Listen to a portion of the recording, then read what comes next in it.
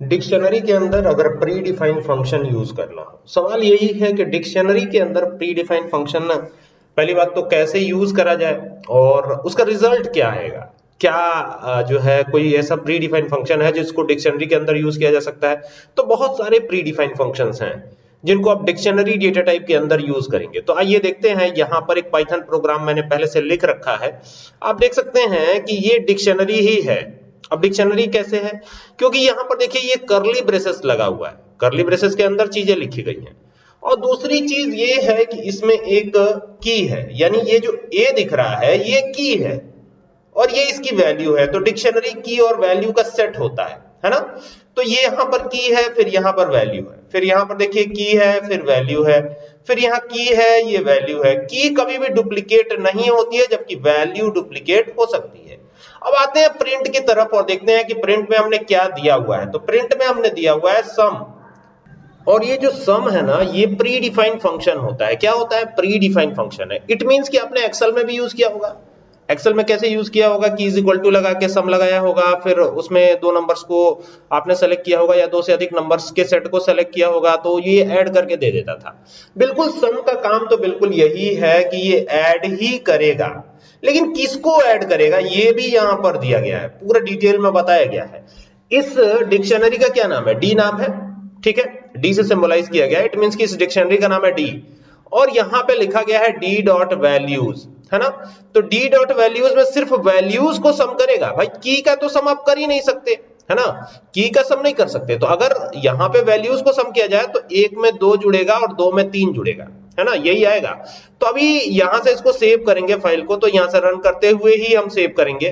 तो यहाँ पे चलते हैं, क्लिक करते हैं, देखते हैं कि क्या होता है। तो ये पहले सेव करेंगे इसको। तो यहां से चल के सेव करते हैं। तो यहाँ पर कोई भी ऐसा नाम हम दे देते हैं, .py लगा देंगे, एंटर करेंगे।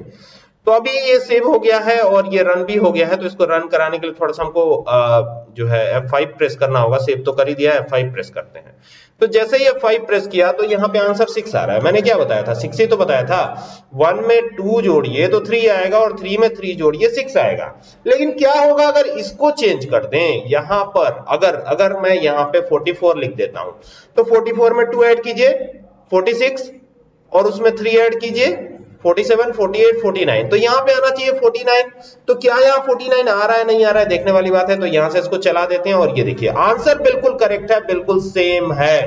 तो क्या की को भी ये सम करेगा? नहीं, की को सम नहीं कर पाएगा भाई। ये नंबर को ना सम करेगा, वैल्यूज को ना सम करेगा, टेक्स्ट को कैसे ये सम करेगा? नहीं कर पाएगा। तो यहां पर अगर आप की लिख देते हैं तो ऐसे कंडीशन में आप देखेंगे कि F5 प्रेस करके इसे चलाने पे यहां पर आएगा एट्रीब्यूट एरर। कौन सा एरर आएगा? Attribute error. तो देखिए बता भी रहा है dict object has no attribute key, ठीक है, डिड यू मीन कीज, है ना।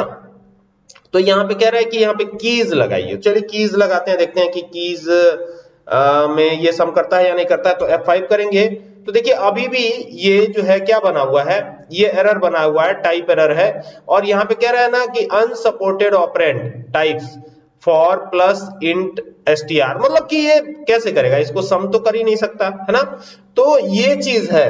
आई होप कि आपको बात समझ में आई होगी कि यहाँ पे की को ये क्यों नहीं सम करेगा और वैल्यू को क्यों ये सम कर देगा, ऐड कर देगा, है ना।